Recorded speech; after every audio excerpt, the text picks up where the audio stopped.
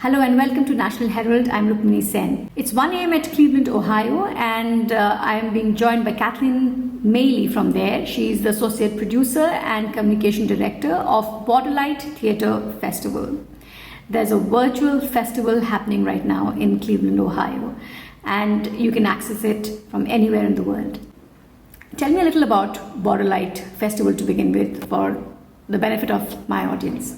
The Borderlight International Theater and Fringe Festival was founded in 2016 by Dale Heinen and Jeffrey Pence as a biennial summer theater festival to take place in Cleveland, Ohio, which is a city in the middle of the country, in the Midwest, and formerly industrial head of the country, which in recent decades has been in a period of great transformation with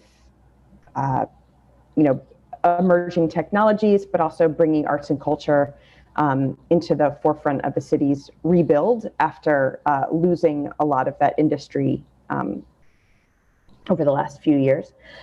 So the city of Cleveland has a great history with arts and culture, and a great theatrical infrastructure as well. So the founders were looking to offer the city as a place to showcase international arts, as well as fringe theater, so theater that is outside of the mainstream.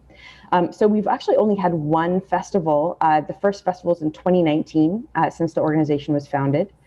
And 2021 was going to be our second only festival. It was originally planned as an outdoor event to take place over 4 days, but because the COVID situation is still, and at the time of decision making was not under control, we pivoted and made it a virtual and remote access only event. So this year we have shows that are coming in from all around the world that are either available on demand or through live stream and interactive modes, including Zoom and other platforms, as well as audio tours and other kinds of experiences that can be enjoyed through a device or on people's own time alone outside.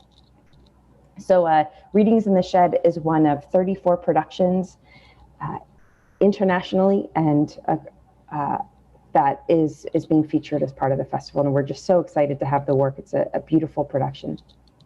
That's very interesting. So when you talk about Fringe Festival, when you talk about Fringe Theater Festival, what do you exactly mean for the benefit of our audience? Could you elaborate a little? And also tell us, what kind of plays have you invited? Fringe, and what is now encompasses over 200 festivals around the world, is a concept that was originated in Edinburgh, Scotland, over 70 years ago. So I'll tell you a little bit of Fringe history and then answer your question about what our Fringe Festival looks like this year.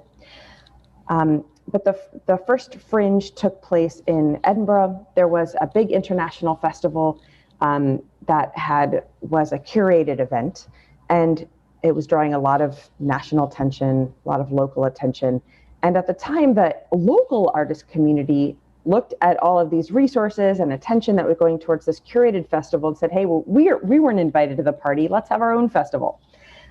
So about 8 different companies, local musicians, and theater makers created small theater productions that were happening on the outskirts of this other curated international festival.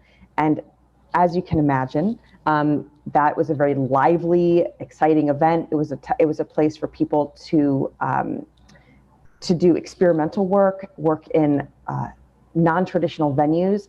And there was a theater writer who reported on these theatrical happenings that were happening parallel to the core festival. And he wrote famously, there's a lot of paraphrasing here. There is all this wonderful and exciting work happening on the fringe of the main event. And then Fringe was born. So now, decades later, Fringe has it looks a lot of different ways depending on the Fringe Festival you're looking at, but there are core values to the Fringe. One of them is working outside of the mainstream. It's typically companies that are developing their own work, so they're not necessarily associated with a large mainstream venue, but they're independent creators and producers. And it also is a place for non-traditional forms. So there are forms of theater that maybe artists don't necessarily see in the mainstream venues. And then also the part of the model is that the proceeds go to benefit the artists themselves. So the producers take a small or minimal cut of the proceeds, and then all the rest goes back to that independent artist or company. So our Fringe Festival includes work from readings, staged readings, such as Readings in the Shed. We have also interactive experimental productions, performance art. We have drama, solo performance. We have shows created for one audience member at a time. We have shows that were created in quarantine during the pandemic. We have short films, multimedia experiences, burlesque, drag theater. We have social justice oriented shows that deal with contemporary topics.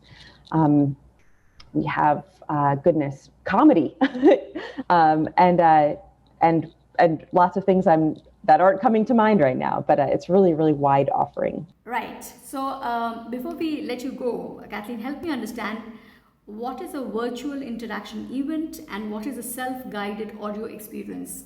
I can see that you're offering these also in your festival. So help me and my audience understand what are these. So we have 3 types of shows offered as part of the festival this year. On demand or streaming on demand, which is you buy a ticket, you get a confirmation in an email with a watch button, you click watch, and then there's the show. It's right there. You can watch it anytime. It's on demand, any time of day, and then you have several weeks to actually to enjoy it once you've purchased it. So those are our on-demand shows, and that's most of the shows we're doing as part of the festival this year. The interactive live stream shows are shows where the performance is experienced through a device or through an application like Zoom, for example, but you are sitting down with a live person, and it's happening at a specific time in a specific place. So, for example, one of the shows, I was enjoying a show this evening with roughly 16 other people called Text Show on the Internet, and it was an experimental performance art work where all of the audience members were renamed themselves anonymous in the Zoom room, and we anonymously texted through the chat lines of dialogue to the performer that the performer performed. So the play sort of emerged as an interactive experience from all these audience members. So those live interactive shows are happening right there in person. We had a show, in person on either sides of the digital divide. Another show, was a show called Songcraft, which closed yesterday, where it was a one-on-one experience. So one person or a household would sit down in a Zoom room with a lyricist, a musician, and a singer, and tell a story about their life. And then right there in the moment, within a 25-minute encounter, the musicians would create an original song and perform it then and there for that person, for that patron. We have a show next weekend called 5 Spoons, which is a live interactive retelling of, I believe it's a Hindu parable of love that's sort of reworked as a piece of puppet theater, and that's told in an interactive way for the audience.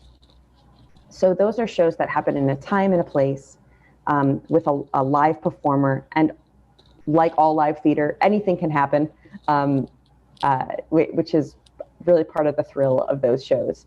And then we have a number of shows too that are audio only experiences.